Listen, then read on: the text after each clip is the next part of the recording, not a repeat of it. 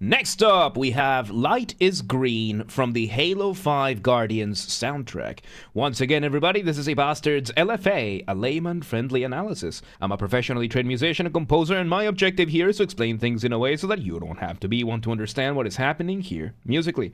So, if you like the sound of that, make sure you're following the channel, subscribe to the channel, whatever term you want to use. Like the video, share the video, leave a comment, turn on notifications, become a member. Once again, everybody, members get early access. Artists, I want to collaborate with everybody and anyone. I can provide guitars, Mongolian throat singing, you know, the good old ooh, ooh, ooh, ooh, kind of thing. I have a whole spiel for that at the end of the video, so stick around for that. Disclaimers showing on your screen right now, so go ahead and pause the video if you want to read them in full. Otherwise, let's go ahead and do this. Light is Green. Let's go.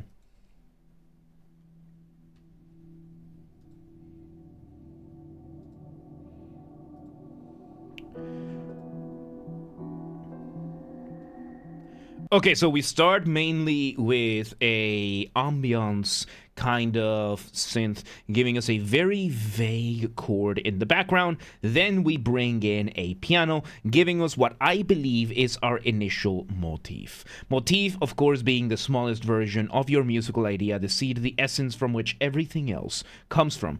And right now, of course, when it comes to this kind of music, we're engaging in instrumentation or orchestration. Instrumentation and orchestration is the art of picking the right instrument, the right sound for the right texture, right sound, and most importantly, sometimes for the right psychological response.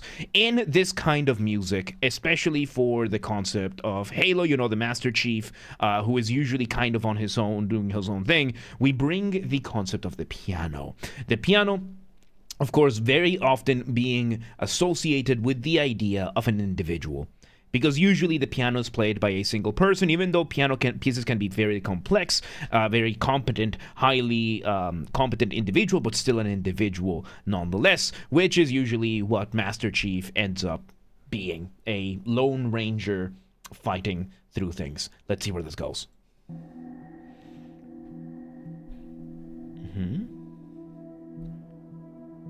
We're slowly getting a little bit of beat. We had a variation of the motif, a little bit more dissonant. And very, very subtly, we bring in some double basses into the mix. So, double basses are the probably the largest instrument of the orchestra by individual margins. Here is the image that we always use. I can guarantee you this guy is taller than most of us. I swear I know this guy. I swear I know this one. I think this is from Berkeley. I don't know to tell you shit. But yeah, you can see insanely massive instrument. You have to stand up to be able to play it. And we have a whole section of that. So we have multiple of them playing it very, very, very low, very softly. And kind of meshing around. Like it kind of sprouted out of the ambience music that we were having. So let's see where this goes. So now we bring in... Ooh, we are bringing a melody. We are doing a melody from the double basses. So now we're having this... Royal Politer, welcome today. How you doing? So we're having a melody in the double basses. Fairly unusual. There is one composer who would famously use this kind of technique of just giving melodies to the double basses. That's Shostakovich. Dmitri Shostakovich, probably one of the... Isn't the music low? It's quiet, yes. It's starting quiet and it's slowly increasing in volume. I have the volume maxed out over here. So, Shostakovich being one of the most legendary people to ever exist, hands down. I love his symphonies are insanely good. The thing that distinguished Shostakovich is that he was living in Russia during the Soviet times. He was the most famous composer in the Soviet Union, to the point that Shostakovich is the only man that we know of to publicly ever say no to Stalin and live. No one said no to Stalin, ever in the history of the Soviet Union. If you said no to Stalin, you would be put in a bag. That kind of thing. Shostakovich was so famous because he was Russia's version of Mozart. And the Soviets needed that cultural victory. Shostakovich was touring around doing his presentations, and Stalin asked him to make more traditional sounding music. He didn't want Shostakovich making romantic music. He wanted Shostakovich making classical music. And Shostakovich said, "No, I am going to do, I'm not going to unleash fully, but I'm not going to go all the way back to Mozart. If you want to listen to Mozart, listen to Mozart." That's not a quote, but it's kind of like the idea that he gave, and he continued making his own music. And it's beautiful. The stuff that Shostakovich wrote is absolutely beautiful. Shostakovich, if you ever want to listen to some insane, he is probably the height of Russian music, classical music, when it comes to the Soviets. He's one of the very, very few things that came out of the Soviet Union that were objectively a benefit to everybody. So, let's see. Am I the one who turns down the volume when you talk and turns it up when you start the music? Maybe. I don't know. Let's see where this goes. It was aura forming, I know, right? Oh, we introduced the cellos as well now. And I like that we have a synth in the background that is giving us a little bit of arpeggios.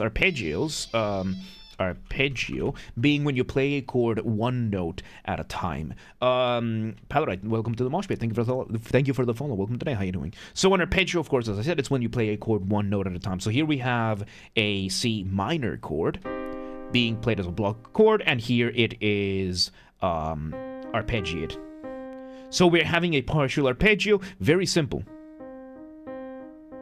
This kind of shape. We're having this kind of shape in one of the synths that is kind of blended still with the ambience music, and it's slowly being turned up. Very, very slowly turned up. So artists are probably the most powerful people on earth because their power has influence. Many times, yes. You look at Julius Verne, for example. Julius Verne, his books. He wrote a book about a submarine. He wrote a book about man going to the moon. A bunch of stuff like space travel, people being able to fly around the world in 40 days, that kind of stuff. He did not live to see any of those things happen. Not a single one of those things did he. And yes, he was French. He was a French author, and he did not live to see any of those, but he imagined it. The artist creates, and the artist imagines, and the scientist creates, and the scientist follows. A lot of things that we have nowadays, a lot of the ideas that we have, hell, some of the military technologies that we have, and the technologies in general, are things that were part of science fiction, that were just imagined. So yeah, it does really help me start understanding music. So you're streaming, have fun, follow. Hell yeah, thank you, I appreciate it. Welcome to today. So yeah, humans. That's one of the things that sets humans apart. That we can figure this kind of stuff out. It's so cool. So yeah, let's see. I asked my grandparents about Shostakovich. Yeah, and listen to his music. Shostakovich symphonies are those kind. That's the kind of thing that gives you goosebumps. So yeah, let's see where this goes. Oh, we have violins at the very top doing a tremolo.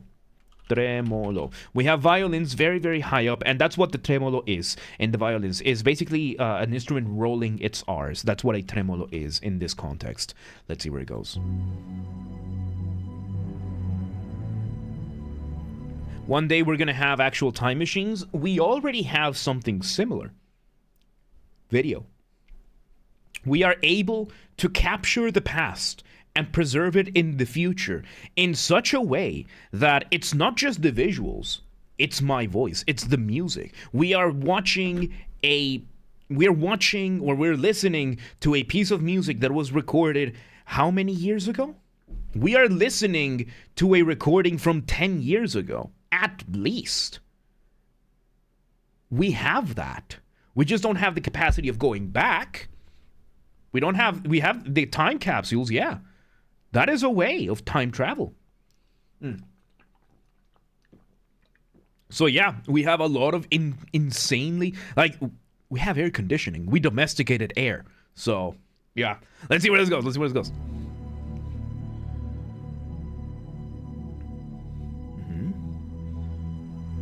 There we go. We faded them out, like we bring them in. Ooh. Oh, this is beautiful. Okay, so now we bring in the violin sections. I think this is the second violins on the violas. And I can hear some French horn being doubling with this. A doubling is when you have more than one instrument playing the same thing at the same time. And of course, the French horn being this insane instrument over here. Unlike other brass instruments, as you can see, the French horn has a circular shape, unlike the trumpet. The trumpet, as you probably can see, is this very nice, straightforward instrument. Then we have the trombone, which is the one with the slide. And then we have the tuba. The tuba, which is the larger one out of these. And as you can see, not the most comfortable instrument. However, the thing that these instruments have, the trumpet, when you play it, the bell is pointing forward. The trombone, when you play it, the bell is pointing forward. The tuba, when you're playing it, the bell is pointing upwards, sideways, but mostly forward. However, the French horn, as you can see, it's pointing downwards, sideways, and backwards, to the point that you have to stick your hand in the bell to be able to even hold the instrument. So what this creates, unlike the trumpet and the trombone and the tuba, where the sounds are very bright, very loud, the French horn is able to mask them a little bit more. It can get a way more mellow sound, to the point that right now, instead of it being this like stinging sound that the trumpets will usually give, or the trombones, it's just providing a little bit of extra warmth to the strings and what they're playing, this variation of the motif. Let's see where this goes. So you're slowly now we're having the synths with the beat in the background. We're having the motif now. We bring back the piano.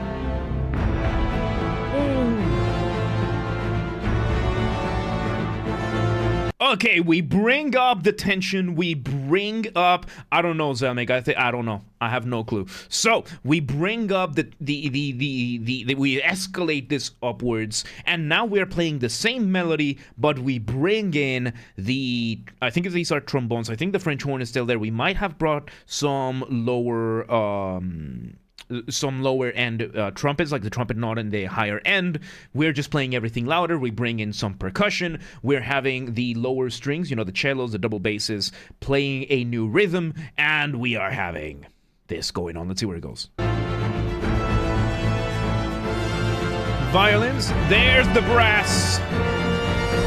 Same motif. Let me go back a couple seconds, because then we are having the violins partially they're doing repeated notes, arpeggios going up and down, adding a little bit more fluidity to the sound, and now we had a crescendo. So crescendo is a dynamic change that I can make in music. Dynamics in music is how loud or how quiet things get. These go from piano to forte. Which, by the way, funnily enough, the full name of the instrument piano is pianoforte, because it's loud and quiet. I'm not going to go into that. I think we have other videos explaining that, right? So, piano is quiet, forte means loud, which is usually represented by the letters P or F. And the more P's you put, so piano, pianissimo, pianissimo, pianissimo, pianissimo just means quiet, quieter. On the opposite end, you have forte, fortissimo, fortissimo, fortissimo, fortissimo, that kind of thing. So you can really do these. These are usually very relative in that sense. However, if you want to change from piano to forte, you will have a crescendo. And then there's also the symbol of mezzo.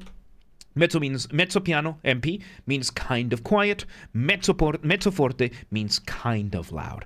Then you have a bunch of other ones, but let's keep it simple for now, right? So piano to forte, if you want to change from piano to forte and make it gradual, you engage in a crescendo. The opposite of crescendo, of course, being either a diminuendo or a decrescendo, depending on which school you end up using as philosophy. So right now we had a quick crescendo over here in that kind of thing. As an Italian, your accent is killing me.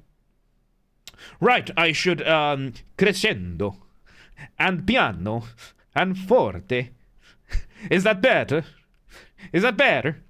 Should I forgot to do the hand thing.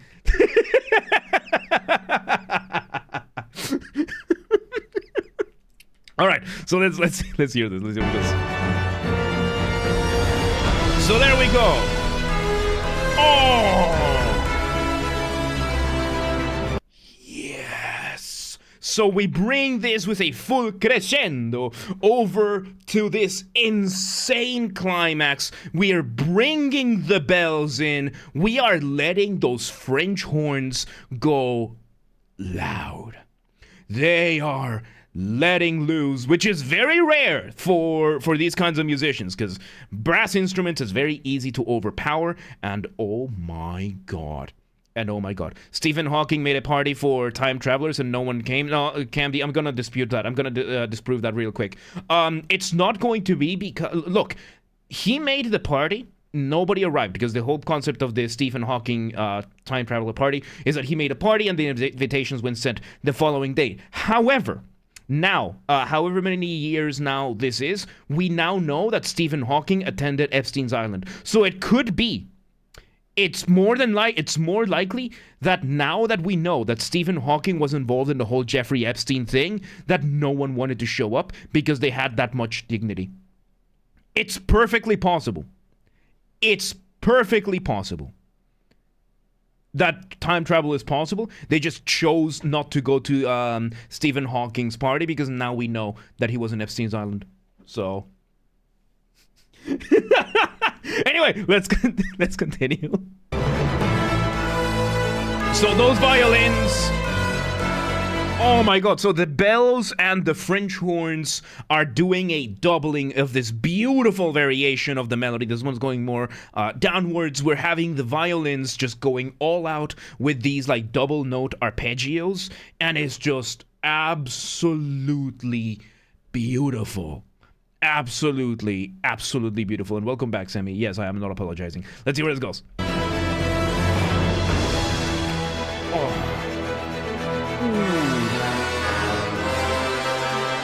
We move the melody from the French horn over to the trombones and the tuba. So now we take the melody from being up here, very, very epic, to down here. And it just gives it this sense of falling and rising again. The melody now is going upwards, doing what is called an inversion. Inversion in sense of melody is when you play something upside down, right? So the basic one we have, right? Like the C major. If we invert it, that's simple. You're just doing whatever you're doing upside down. And since the first version of this specific melody was high going down, now we have the new version low going up, giving us that contour emotion. Very, very cool. Let's see where it goes.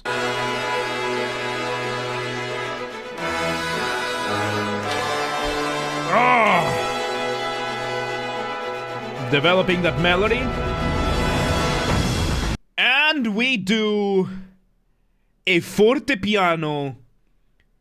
No, this is not a forte piano. We do a diminuendo followed by a crescendo with a timpani roll. So, timpani being this insane instrument over here. You can see it's these four massive drums that, unlike other drums that are like this type, these ones have pitch. Most drums do not have a set pitch. By pitch, I mean that you can hit like specific notes.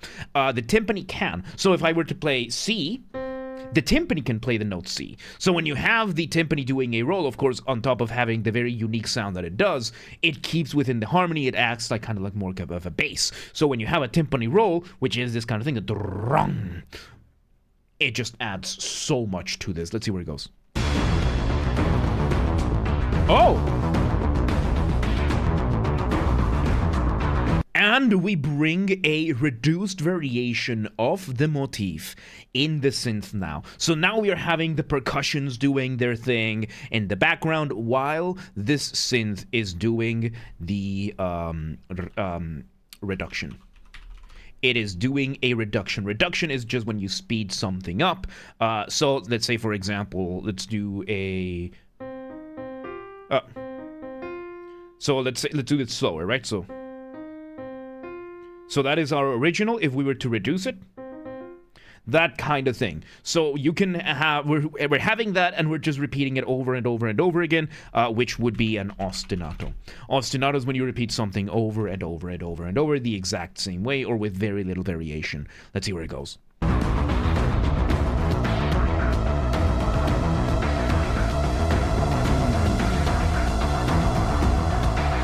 Oh, so now we're bringing in more digital elements. Back to the orchestra you go.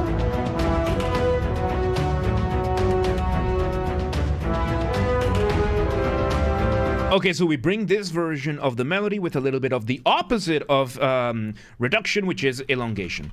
We elongate some of the notes, we allow the French horns, we bring it back to the French horns, and we allow them to carry some of those notes a little bit longer, and oh my god, this is beautiful. We keep the percussion giving us this more tribal sound going. Let's see where it goes. Is that a timpani or a bass drum? These are, in the background, you have mixed percussion. The timpani is not playing right now. We are just having all sorts of different drums, like probably war drums. Like there's so many other drums out there that I can't remember the name of all of them. But yeah, we're basically having a bass drum with a couple of other drums, like they sound like war drums. Because the tricky thing about orchestral percussion is that, yes, you're going to have your timpani, you're going to have your bass drum. Like, let me just go here into my library of instruments, right? So if I go here to orchestral percussion, we have here just a set that is called all percussions, because there's a lot of them. There's a lot of percussions, and I don't know all of them. So yeah, we're having this this going on, and the way you can tell it's a timpani or not is if the drum has a specific note, because you can hear all the other drums are engaging in what is called non-functional, are doing non-functional harmony. Like the notes that these other drums are hitting are not the same notes that the other instruments are hitting. So these are non-functional in that sense. It doesn't mean they don't have a purpose. These are for texture, for rhythm. So let's see where this goes.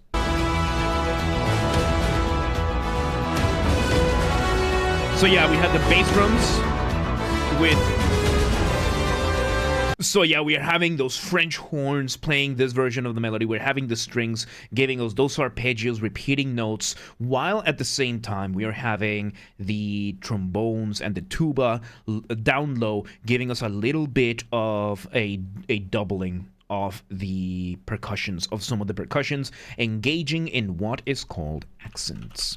Accents in music, of course, being when you highlight something in the rhythm outside of the usual, when you use something that is not in the beat to highlight something else. So yeah, let's see where this goes.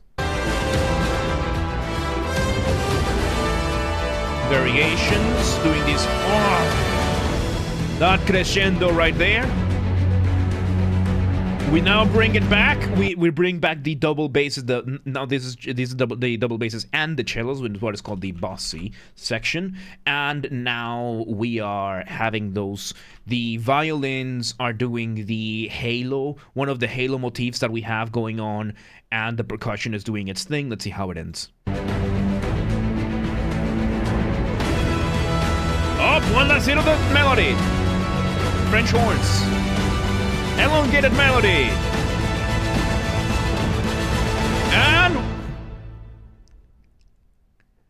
And we end it with a half cadence. We build it up so that we can finish it with a half cadence. So, when it comes to music, you're doing one of two things. You're building tension or you're resolving that tension. Point in between, we usually call a cadence. Now, what we just heard is called a half cadence. Half cadence is a special type of cadence that takes the tension the build up, and right when you're about to resolve it, you don't. And you leave it for the next section or the next song or the next part to resolve that cadence. Of course, we just heard that right now. If you want to hear a couple of other examples of this, of course, I'm doing some self-promotion over here. I have two songs. Warning, these are melodic death metal, orchestral melodic death metal. Song number 1 would be Second Conquest by me, and the ending of Second Conquest ends with a half cadence. It builds that tension and it doesn't resolve it, and then if you immediately afterwards play the song As We March, also by me, the tension gets resolved. into the next song. So we have the cadence starts on the last chord of Second Conquest, and it gets resolved in the first chord of As We March. So there you go. We are having something like that. We end this one with a half cadence, and oh my god, this was awesome. This was awesome. There you go. That was Light is Green from the Halo 5 Guardians soundtrack. Once again, everybody, this has been a Basterd's LFA, a layman-friendly analysis. I'm a professionally trained musician, a composer, and my objective here has been to explain things in a way so that you don't have to be one to understand what's happened here, musically.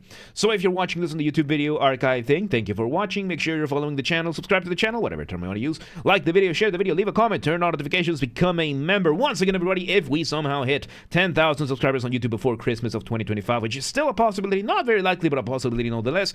If we somehow do that, I will take a single fan fiction of the choice of the community, and I will fully produce, record, and voice act an audiobook for it. We also had a member offered to do a Discord Nitro giveaway. We might do other giveaways as well, that kind of stuff. If you have any other ideas, or if you want to contribute to the hype, let me know. We'll make as much of it work out as possible. This has to be achieved through legitimate and honest means only. No account duping, no botting, no buying followers, no alt accounts, no rat behaviors like that. Go share the streams, the videos with your friends, with your families, with your family's friends, with your friends' families. Those are two distinct concepts, by the way. With your online and offline communities, go use the hype function on YouTube. I'm not entirely sure how it works, but we have a group on the Discord who do so. Check it out, link down below. Go coordinate with them.